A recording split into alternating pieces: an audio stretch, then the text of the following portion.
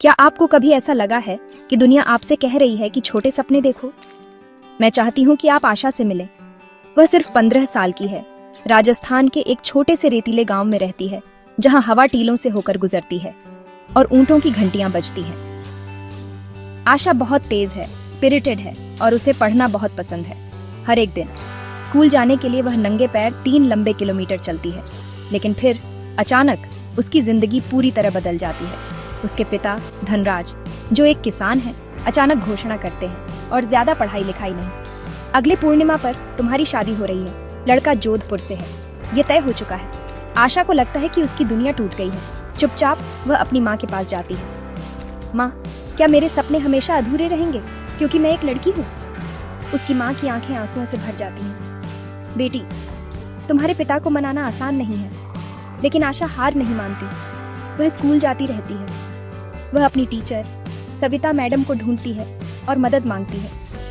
Savita madam आशा की कहानी गांव के बड़े बुजुर्गों को बताती हैं, लेकिन वे सिर्फ कहते हैं, लड़कियां शादी के लिए बनी हैं। अगर तुम उन्हें ज्यादा पढ़ाओगे तो वे एडजस्ट नहीं कर पाएंगी। फिर भी आशा मजबूती से खड़ी रहती है। वह अपने पिता के पास जाती है। उसकी आवाज़ स्थिर है। मुझे सिर्फ 1 साल दो। अगर मैं बोर्ड एग्जाम में टॉप नहीं करती तो जो चाहो करना, लेकिन अगर मैं करती हूँ तो मुझे पढ़ने देना।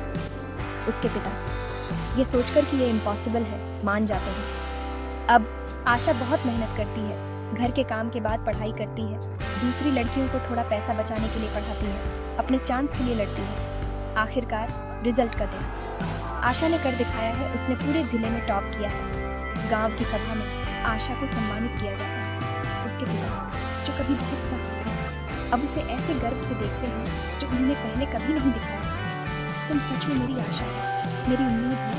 वह फुसफुसाते हैं। यह एपिसोड तब खत्म होता है जब आशा जयपुर के एक लड़कियों के कॉलेज के गेट से अंदर जाती है। उसकी आंखों में सपने चमक रहे हैं। उसका चेहरा आत्मविश्वास से चमक रहा है। ये सिर्फ आशा की कहानी नहीं है, ये लाखों गांवों में लाखों सपनों की कहानी है। ऐसे सपने जो चुप रहने से इनकार करते हैं। अगर आपको कभी हार मानने का मन किया हो तो आशा को याद रखना, आपके सपने मायने रखते हैं और यह तो बस शुरुआत है।